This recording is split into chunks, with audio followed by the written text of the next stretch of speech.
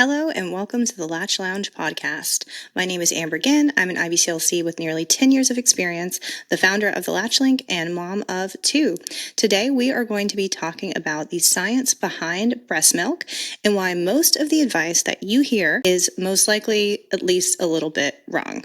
So first, we're going to talk about what drives milk supply.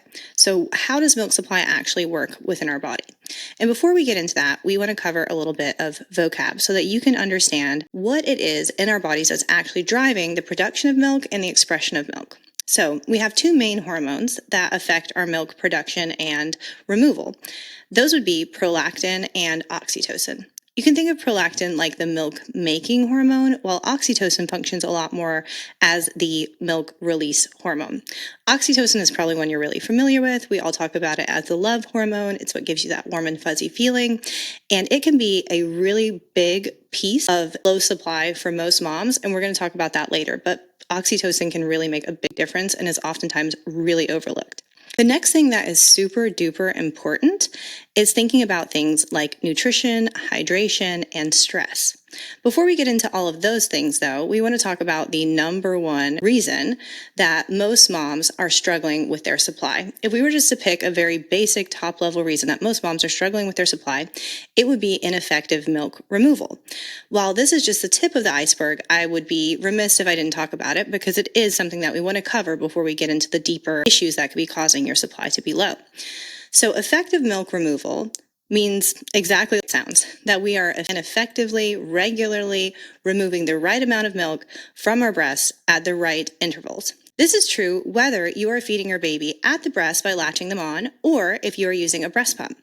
So when we think about effective milk removal for a latched baby, that looks like a nice deep latch where baby is effectively removing milk. You're hearing sucks and swallows, baby's gaining weight, their diaper output is good. And if we're looking at a pump, that's going to look like your pump fitting comfortably, you feeling confident and sure about your settings and how often you're pumping. And it's going to look like you getting enough milk from your pump sessions to actually feed your baby if your goal is exclusively feeding your baby your pumped milk from your breast. Some moms are doing combo feeding or they're mixing donor milk with their pumped breast milk. So everyone's journey is different. But generally speaking, you'd know you are doing enough milk production if your baby is latched on, if they're gaining weight, and if they seem satisfied after feeds. And with pumps, it would look like you are getting enough pumped milk from your sessions across 24 hours to feed your baby for the next 24 hours. So on the subject of pumping moms, one thing that we want to talk about first and foremost is the obsession with output. You cannot go on TikTok, YouTube, or Instagram and look up information about increasing your supply without being inundated with video after video of a mom stuffing these beautifully flat milk bags into Ziploc bags and putting them in the freezer. They're bricking up subject matter that we want to talk about on here, but it literally looks like people are breaking up milk, putting it in bags, and storing it in the freezer. And it is really just so unrealistic. So I just want to set that foundation before we get into much else, that just please do not expect that you are going to make enough milk to fill the freezer. We want to always remember the adage of feed your baby, not the freezer. Being just enougher is not a bad thing, and it's literally the way God designed our bodies to be. We were designed to carry our babies and feed our babies, and hey, let me just be the first to say that doesn't always go the way we expect it to, but we were not designed to feed two chest freezers. So please don't let yourself get wrapped up in that. I see other lactation professionals. They're not usually board certified lactation professionals, but CBCs and lactation consultants who are not quite board certified, selling courses on how to fill the freezer. And that's not what we need to do. So just remember that if you're making enough milk to feed your baby, you're doing a good job. And that is enough. And that is amazing. Let's talk about a couple of other things that moms get wrong when it comes to addressing their supply. So when we are trying to combo feed, in the sense we're feeding from the breast and we're pumping, that can be a recipe for disaster if it's not done correctly. That does not mean that it's impossible to do. It just needs to be done with the right oversight and plan and support and understanding. Because I have so many moms after a decade working with 5,000 plus moms, I can say I have seen so many women really struggle because they try to feed exclusively at the breast and then pump their an exclusively pumping mom. And our bodies just weren't designed to make that much milk in most cases if you're a mom of a singleton, as in one baby. So just remember that you definitely want to have balance and you want to have a clear plan. So if you are a mom who is feeding at the breast and you are trying to work on building a supply for returning to work or for taking some precious and much deserved time away from your baby to get out of the house or whatnot, please remember that the way you pump your milk is going to make a big difference. And my biggest advice would be try to pump your milk that you're trying to store for your stash probably in the morning. Everybody is so different that this is just very general advice, and I would highly suggest working with someone on our team to make a really customized plan for you. But generally speaking, most moms can get away with pumping in the morning after they've nursed their baby because typically our boobs are nice and full in the morning. That's when our prolactin has been peaked, and it can be a great time to steal away a couple of ounces to build a stash. So beyond really struggling with balancing pumping and feeding at the breast, another thing that moms really struggle with is trying to force their baby into schedules. And let me give a big disclaimer here that I support moms parenting their babies and making decisions around their bodies and how they feed their babies 100%. With that said, I have seen across the past, I would say at least 2 to 3 years, a big obsession with trying to really schedule how babies eat. Oftentimes, it comes from a pediatrician who has been advising parents on caring for their babies for decades, and times change, and they're sometimes leaning on outdated advice. But recently, I have seen it heavily promoted by certain sleep professionals online who are pretty much dangling the possibility that your baby could sleep for 12 hours if you feed them on the certain schedule or if you feed them a certain amount. And if that's what works for you, then you do you, boo. I 100% support it. With my first baby, I was a teen mom. I was literally so exhausted. I was going to school. I was a single teen mom, which extra fun. And I definitely did some levels of sleep training. Did it affect my son negatively? Who's to say? So far, he's doing fine, right? That's what all of our parents say when we talk about things that might have messed us up. He's doing fine. But we do want to remember that babies just naturally don't fit into schedules typically, and it can be a lot of work to make them fit into them. So feeding your baby on demand when they want to eat, as often as they want to eat, for as long of a period of time as they want to eat is completely valid and fine. Doing something different, also valid and fine. But a big issue that I see moms have with their supply is trying to get into these weird schedules that their body doesn't exactly support. So one important thing to remember when we're talking about scheduling feeds is your breast storage capacity. Everyone's breasts have a different storage capacity. If you think of your breast like a balloon filled with sponges, right? This is very scientific. You would realize that some women's balloons are filled with a lot more sponges than others, meaning that they can go longer between feeds and their milk ducts can hold a lot more milk, which means that they can go a longer time between feeding or pumping without it essentially damaging their supply by giving their body that feedback that we're not removing milk, which is the big driver of production of milk. We remove milk to create milk, but some women can store more milk so they can go longer in between. So if you're one of those women and you decide to put your baby on a schedule where you're feeding them, let's say every 4 hours, then that could be fine. If you're someone who has a smaller storage capacity, which isn't really dictated by breast size, by the way, you could potentially be causing your body to send signals of, hey, we need less milk just by trying to put your baby on a schedule. So I would say for most moms, I really recommend trying to avoid any kind of schedule for at least the first 6 weeks. If you can, that would be really great. When it comes to pumping moms, another mistake that can really affect your supply negatively would be obsessing over ounce output feed after feed. When we're looking at our milk output when we're pumping, we want to look at our milk supply across a 24-hour period. How much milk are you getting in 24 hours? That's what's really important. Because as we mentioned, prolactin is going to peak in the morning, and for most women, that's when they're going to get the most milk. I have moms come to me all the time and come to people on our team asking about their milk supply being lower in the evening and if that's a negative thing inherently. And the short answer is no. Our hormones fluctuate throughout the day, and so most moms see a larger portion of their 24-hour milk output before noon, and then they see a little bit less of it from maybe, let's say, 4 p.m. onward until about midnight. So if you have an evening supply dip, that is completely normal. So now we've talked about some things that could get in your way. Let's talk about some things that are perfectly normal. So in the beginning, when your milk is first coming in, you will most likely experience some level of engorgement. Engorgement just means your breasts feel really full. That's completely normal, and as long as it doesn't develop into what we call pathological engorgement, where it's really painful, we're dealing with inflammation or other issues, then it's completely nothing to worry about. We want to manage it, but we don't want to stress. For most moms, though, once their supply starts to regulate, meaning their milk supply is not that's just up, let's fill the boobs until they're going to pop, a lot of moms get nervous because they're thinking, if my milk is not here, my breasts are not full, then there's something wrong. Please remember, across time, typically between 6 weeks to 12 weeks, your milk supply is going to regulate and your breasts are going to start to feel less full. Not that they're going to be less full, but compare it to those first few days or that first week or two when they're really full, it can feel like a big difference, but it is typically nothing to worry about.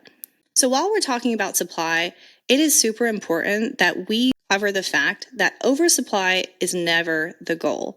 Oversupply really sucks, for lack of a more professional or scientific way to put it. It hurts and it can be really problematic. So when we are working on building our supply, we want to be really certain that there is an issue and that we're trying to fix an issue that actually exists, rather than just trying to create an abundance of milk without really understanding why we want that. I've had many clients who struggle with oversupply, and that can cause issues like chronic clogged ducts, chronic engorgement. It can cause reoccurring bouts of mastitis, and we want to remember that if we have reoccurring mastitis that is not treated properly, it could create long-term milk duct damage. I am definitely not a let's get all worried about all the negative possibilities type provider. I'm usually pretty level-headed, but that is a valid concern that we want to remember. So we don't want to be doing anything crazy to up our supply if our supply is doing well. If you're planning to return to work soon, that is a really important time to make sure that you have a plan in place for keeping your supply up. So if you're a mom returning to work, please remember, first and foremost, you have legal rights to be able to pump at your job with breaks in a safe place, be able to store your milk. All those things are your rights. But it's really important that you create a plan so that when you return to work, everything goes smoothly. For most of our clients, we recommend starting to pump about 2 to 4 weeks before you return to work. But we have had plenty of moms call us on a Friday and be like, I'm going to work on Monday. Please help me. And we can help them. They don't call us. They use our website. But we've had them reach out to us literally days before and have to do a bit of a Hail Mary situation where we get a plan going. So we recommend 2 to 4 weeks. But if you're listening to this and you're like, holy crap, I go back to work next week, we can help you. But that would be my biggest piece of advice for returning to work is know your rights and have someone who can help you make a good plan. So while we're on the subject of milk supply and pumping and all this fun stuff, I want to tell you guys a little story that is on topic, but bear with me. So I have so many moms ask me about pumps and the best type of pump and everything like that. And it always reminds me of my experience pumping. So I had my first kid.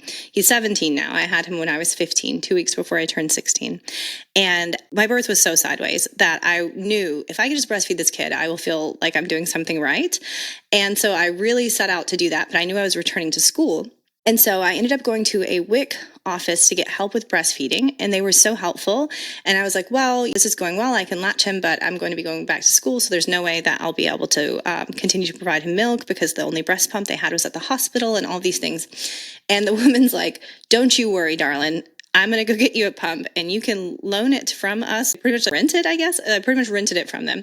And I just had to call every week and give them my number and tell them that I was still using it. And she goes back and she gets this pump. And I swear to God, you guys, it literally looked like a boombox. Think of late 90s boombox. It was the size of that. And I hauled that thing back and forth from school for my entire junior year. So I just tell that story because please remember a couple of things. If you're not a teen mom pumping in the drama club changing room, you're doing better than I was back then. And it was so hard. And breast pumps have came a long way. So I know that they're frustrating even now, but they're not the size of a boombox. So that's really great. Now that we've talked about what can get in your way and what to expect, let's talk about some things that can really move the needle for increasing your supply. So whenever I'm working with clients, I always tell them we want to think about your nutrition and hydration, and we want to think about your stress. We want to think about those things first. And then after that, we want to think about hormones and health markers. So let's talk about hydration first. A lot of moms are really focused on the wrong things when it comes to hydration. They are focused on quantity over quality. Our bodies are very complicated, and the balance we have of minerals and electrolytes within our body, within our cells, is super important. And so we don't ever want to be just drinking heaps of plain water. We always want to be leveraging high quality, mineralized and electrolyte rich liquids. And we want to be drinking them to thirst. With that said, I do have a caveat that if you are the type of woman who can go all day long without taking a sip of water, my youngest son is kind of like that, and it makes you cranky and you feel bad by the end of the day, then maybe you are the type of person who should set a bit of a reminder on your phone or have your husband bring you a bottle every so often so that you can stay on track. But if you're not that type of person and you do typically do okay with staying hydrated, then just drinking to thirst is completely fine. We do want to make sure that we're drinking about half of our body weight in ounces of water per day as a minimum, and you can drink as much as you want, but please do not feel like you have to act like those gym bros in their cut off t-shirts, walking around with a plain gallon of water and just drinking that within a day for no reason, because it's not going to benefit you. With that said, beyond water, I really love to encourage moms to incorporate other liquids that are really hydrating, like milk, juice, bone broth, coconut water, teas that don't have caffeine. We're not anti-caffeine here, but caffeine can be a little bit dehydrating. So all of those things can be really great. If you're like, well, crap, I don't know if my water has minerals or not, I would highly suggest that you drink filtered water if that's accessible to you. If you're able to get water in bottles or get water delivered, that can be great. Getting a Brita filter at your house or putting one on your sink can be really awesome too. If your water that you're drinking is not mineralized, it's not spring water, you can get mineral drops and add those into your water. I can link some different mineral drops that I have used and liked below. I also would highly recommend finding an electrolyte brand that you like and using that as often as you feel good about. If you have any issues with blood pressure or anything like that, obviously talk to your doctor about that to make sure that you are doing well. Some electrolytes are really high in sodium, others are higher in potassium, and we just want to make sure that it's the right one for us. Personally, I really love Redmond's Relight, and I use their watermelon lime flavor and literally drink it every day in all of the water that I drink, because that's what makes me feel the best. So finding out what feels best for you is really important, and it is a bit of a trial and error thing, but I would say focusing on hydration is super duper important for milk supply. Beyond that, we want to think about nutrition. I get so frustrated when I hear moms and providers talk about how breastfeeding moms need an extra 500 calories per day. That is a paltry addition of calories, typically being added on to already not enough calories for most women. Women are chronic undereaters, and many of us, even those of us who struggle with our weight, are eating less than we should be to properly fuel our body.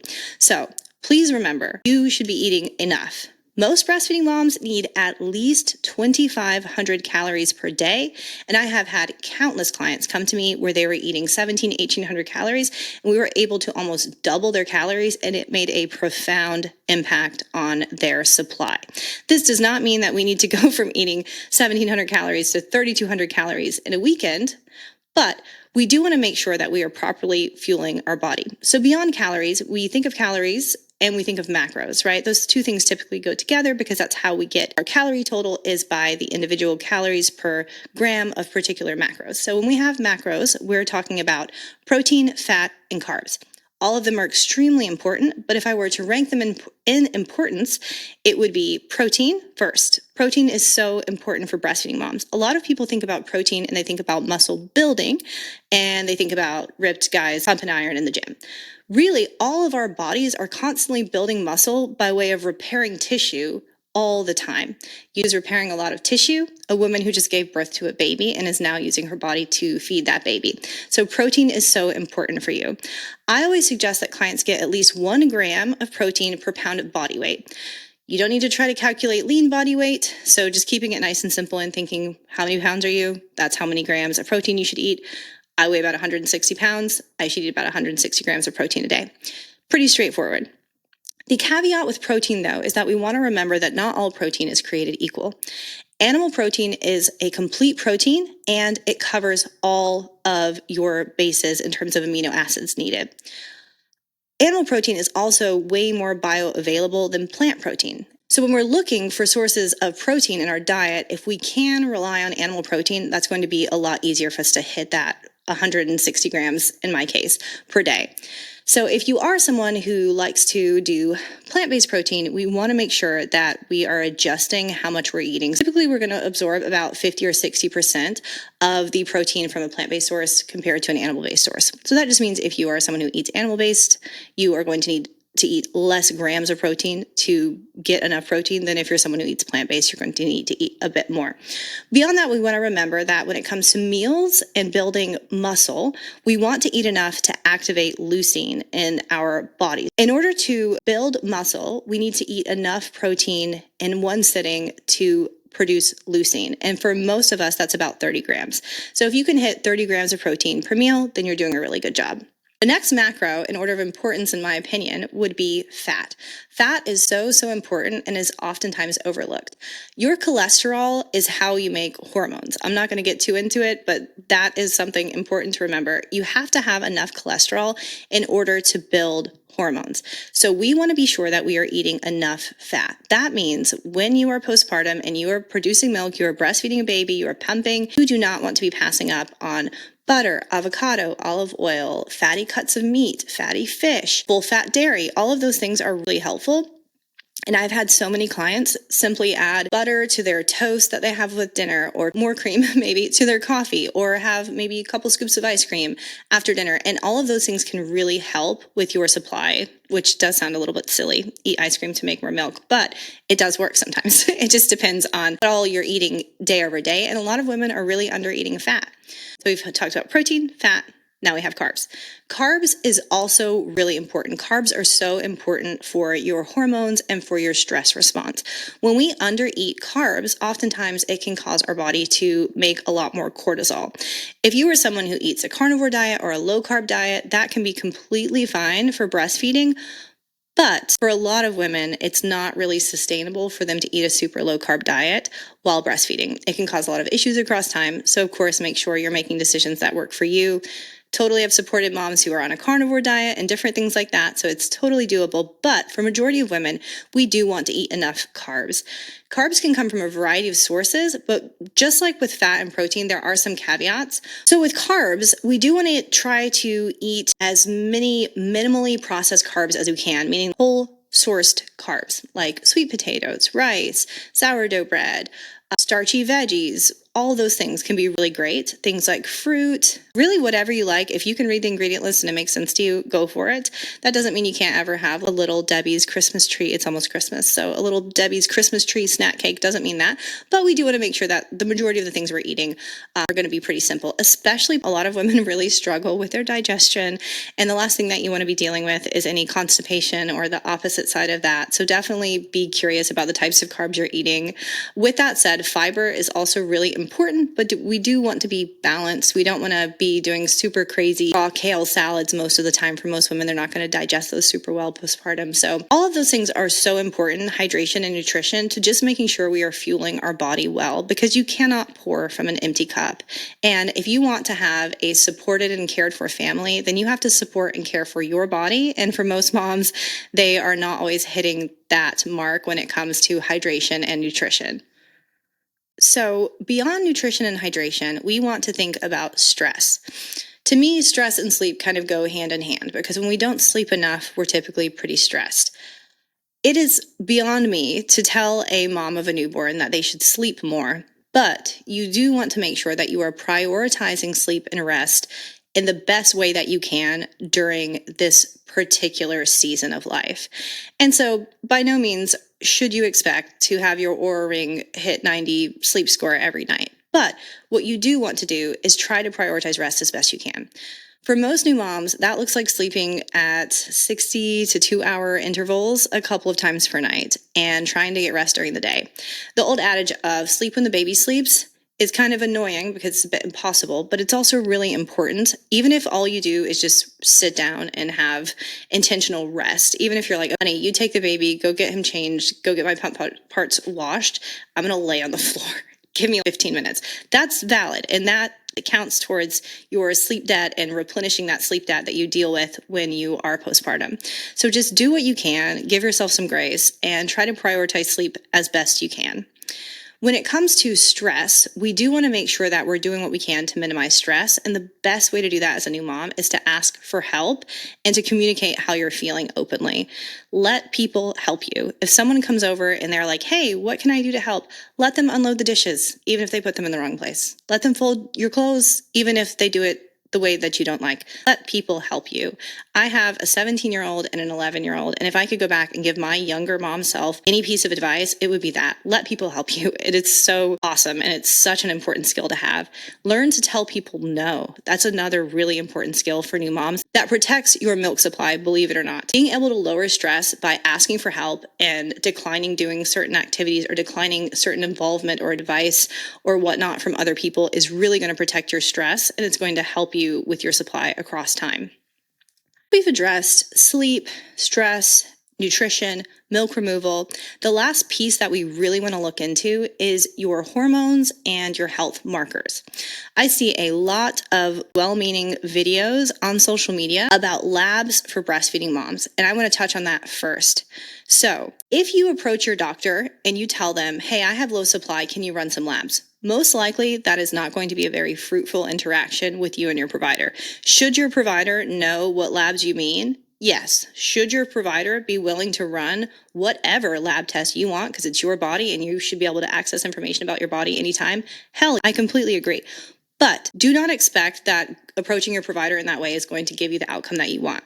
What I would suggest moms do is run through a specific list of panels that you would check, and we're going to talk about those right now. So the most important labs to run would be, first and foremost, thyroid. You should know that your thyroid is functioning correctly. That can really affect your supply. Beyond that, we'd want to look at iron. We'd want to look at hematocrit and ferritin. Obviously, this is not medical advice. This is just me sharing what works with clients that we've had across time. But checking your iron, your hematocrit and ferritin, also really important. Checking your vitamin D, that's really important. A lot of moms are really low in vitamin D, and vitamin D is super duper integrated in how we produce hormones. So that is really important. Beyond that, we would want to look at your blood sugar, and metabolic health is so important to everything in our body, especially our milk supply. So if you are feeling like you're struggling with your supply and you're feeling hangry or you're feeling really tired or you're dealing with any kind of weird stuff like that, blood sugar would be a big thing that I would check. Beyond that, I would look at other labs like your B vitamins, like your complete blood count, any other just run-of-the-mill tests, your bun levels, things like that, just like a complete panel like you would do if you were going to have a procedure or just at a checkup. All of those things can be really useful. If you have checked all of those things, or if you're going to check all of those things and you're also curious about testing prolactin, here would be my little caveat about that. I think it's really important to know if we have either overactive or underactive prolactin production in our body, but we want to understand what can be done about that if we do find out that it's an issue, and what does it mean. So it's really important that we remember that our bodies are extremely intricate, and low prolactin doesn't necessarily mean that we just need to take a prolactin supplement. That doesn't exist, but let's say it did. It doesn't necessarily mean that. What it could mean is that our cholesterol is not being supported by us not eating enough fat. It could mean we're not eating enough. It could mean we're really stressed, and that's affecting our blood sugar, and that's affecting our hormone production. So we do want to remember that when we are looking at labs, it is not as simple as I am missing this, let me put it in, and now everything is fixed. So when you are testing prolactin, you do want to make sure that the provider who is ordering that test and interpreting that test knows how to do that. My best advice for that would be working with a lactation consultant, like someone on our team, to advise you and help you understand how to order labs and how to interpret them correctly, because that's really important. So if you do find out that you have low prolactin, I would definitely look into all of the things that we talked about earlier: sleep, stress, nutrition, hydration, to make sure that you're covering your bases before looking into medication. There are a couple of medications that can be prescribed in the US, but a lot of them come with a lot of side effects. So we do want to make sure that we try everything else that we can first, unless you're the type of mom who you understand risks and benefits and you decide to go for it. That's completely valid too. But generally speaking, we do want to pull all of the levers that we can before turning to medication. So last and sort of least, we're going to cover supplements, lactation cookies, all of that stuff. So I always have clients ask, what supplements do you recommend for breastfeeding moms What'll help me make more milk? What'll do this? What'll do that? And my biggest advice is drink enough hydrating liquids, maybe magnesium. That's really important.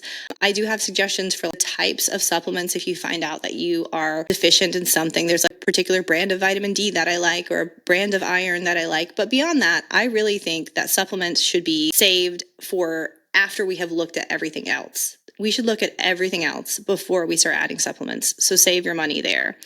Beyond supplements, I would say that milk supply increasing snacks, cookies, bars, drinks, etc. are almost always a waste of money. I think their benefits can be attributed to the fact that they're just an increase in calories. And so if you're someone who's not eating enough and you start eating a brownie every day, that is probably a good 200 to 300 calories that you're eating in addition to all your other calories. And that in and of itself can totally benefit your supply. I think we want to really read the ingredients of any lactation supplement, cookie, etc. that we're looking at, because there is a really big brand here in the US that sells lactation meal replacement shakes that are 190 calories and have 19 grams of plant-based protein, something like that. And that's not it. So we do want to make sure that we're not going to get bamboozled by someone's marketing. So my advice would be, if you want to try a lactation cookie or something like that, go for it. Try it. If it works well for you and you don't mind investing the money on it, it's probably not going to hurt anything at all. But do not feel like it's something that you have to have, because it really isn't. I always tell moms, cookies in general are pretty good for your supply because they're a lovely thing to get to enjoy eating. Who doesn't love a nice hot chocolate chip cookie and a glass of milk? So if you want some cookies or brownies, have cookies and brownies. If you want to throw some brewer's yeast in there just for a little pizzazz to maybe help your supply, that's cool too. But just don't get super wrapped up in that.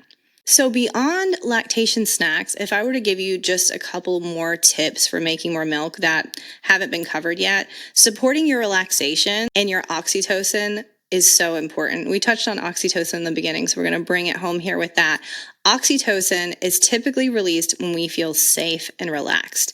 So a couple of really great things you can do to help yourself be more relaxed and to express, at least have your body release more milk, whether you're latching or pumping, is watch a funny video. If you have a video of your dog doing something silly, or a video of you and your husband, or a video on YouTube, watch a funny video. Laughter is going to help you relax and release oxytocin. Get a warm neck wrap. If you can get one of those little rice neck wraps that you pop in the microwave, warm it up, drape that around your neck, feeling warm and cozy. Put on a nice pair of socks, wrap yourself in a blanket. Anything that's going to help you feel safe and relaxed is so important. A neck massage or a foot massage before or during pumping from your partner or family member can be so great as well. So those are a couple of things that you can do once you've covered all your bases that really just turn the dial a little bit more. I actually created a protocol for pumping that's called the Perfect Pumping Protocol that goes into a lot of things that you can do specifically for pumping, but a lot of those tips could be applied to latching as well. So I will drop that in the link below. Feel free to check it out. I really highly suggest that if you are struggling with your milk supply, if you are feeling uncertain, is it too high? Is it too low? Is it just right? If you're having a Goldilocks moment there, please reach out to us. We are here for you. Our team offers virtual lactation care for moms all across the US, oftentimes covered 100% by their insurance. So if you are not feeling confident, reach out and get help. There's really no shame in getting support. And a lot of times moms have a few simple questions that if they can get clarity on, it makes a massive impact on their experience with nursing their baby. You deserve to breastfeed your baby and feel confident and enjoy doing it.